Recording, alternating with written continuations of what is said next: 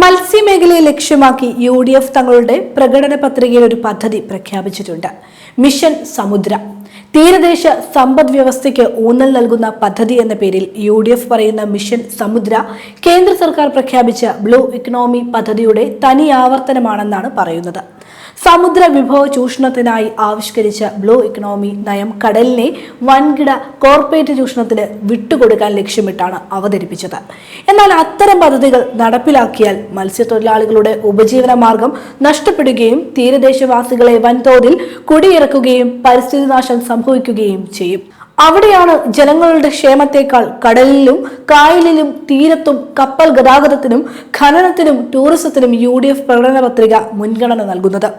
തീരദേശ മേഖലയിലെ തൊഴിലാളികളുടെയും സംഘടനകളുടെയും സംസ്ഥാന സർക്കാരുകളുടെയും ആശങ്ക പരിഹരിക്കാതെയാണ് ബ്ലൂ ഇക്കണോമി പദ്ധതിയുമായി കേന്ദ്രം മുന്നോട്ടു പോകുന്നത്.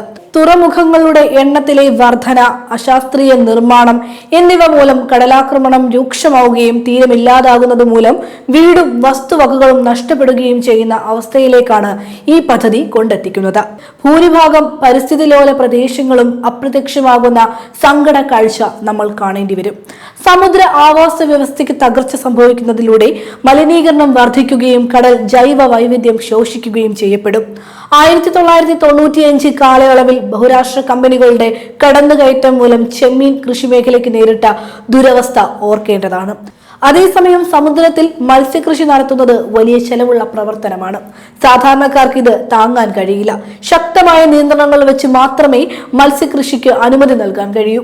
വിനോദസഞ്ചാര മേഖലയ്ക്ക് വേണ്ടി കോസ്റ്റൽ സോൺ റെഗുലേഷനിൽ വരുത്തിയ മാറ്റങ്ങൾ തീരപ്രദേശങ്ങളിൽ റിയൽ എസ്റ്റേറ്റ് ലോബിയുടെ കടന്നുവരവിന് ശക്തി കൂട്ടുകയാണ് ചെയ്തിരിക്കുന്നത്. നിലവിൽ നഷ്ടപ്പെട്ടുകൊണ്ടിരിക്കുന്ന സമുദ്രത്തിന്റെ ആരോഗ്യം വീണ്ടെടുക്കാനും നശിച്ച മത്സ്യസമ്പത്ത് പുനരുജ്ജീവിപ്പിക്കാനും വേണ്ട സമീപനമാണ് സ്വീകരിക്കേണ്ടത്.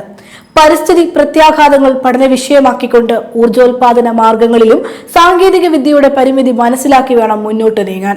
സമുദ്രത്തിന്റെ ആരോഗ്യത്തിനും ആവാസ വ്യവസ്ഥയ്ക്കും നാശം സംഭവിക്കുന്നില്ലെന്ന് ഉറപ്പുവരുത്തിയാകണം വ്യാവസായിക അടിസ്ഥാനത്തിൽ സമുദ്ര വിഭവങ്ങൾ ഉൽപ്പാദിപ്പിക്കേണ്ടത്. അശാസ്ത്രീയ വികസനമാണ് ബ്ലൂ ഇക്കണോമി വാഗ്ദാനം ചെയ്യുന്നത്. ഇവിടെ കടലിലും ഉൾനാടൻ മേഖലയിലും ഉടമസ്ഥാവകാശം ആദ്യം വിൽപ്പനാവകാശവും മത്സ്യത്തൊഴിലാളികൾക്കായിരിക്കുമെന്നാണ് LDF പ്രകടന പത്രിക ഉറപ്പു നൽകുന്നത്.